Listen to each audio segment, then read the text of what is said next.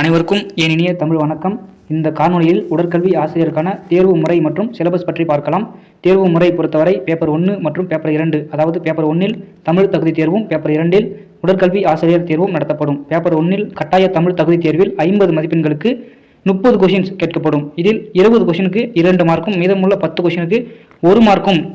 இந்த அடிப்படையில் தேர்வு முறை நடத்தப்படும். இதில் கட்டாயம் 20 மதிப்பெண்கள் எடுக்க வேண்டும். எடுத்தால் மட்டுமே பேப்பர் 2, அதாவது உடற்கல்வி விடைத்தாள் திருத்தப்படும்.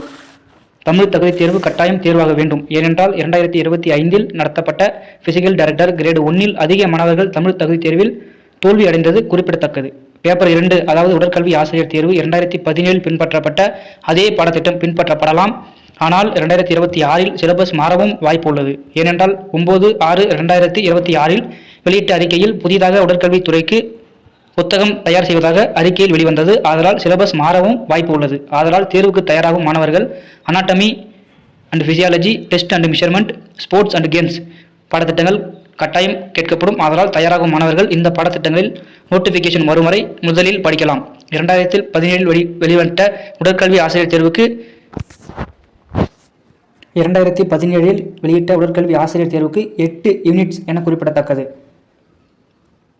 இந்த தேர்வு பற்றிய சரியான கைடன்ஸோட படிக்க வேண்டும் என்று நினைத்தால் டிஸ்கிரிப்ஷனில் நம்பர் தரேன். தொடர்பு கொண்டு சந்தேகங்களை தீர்த்துக்கோங்க. All the best. நன்றி, வணக்கம்.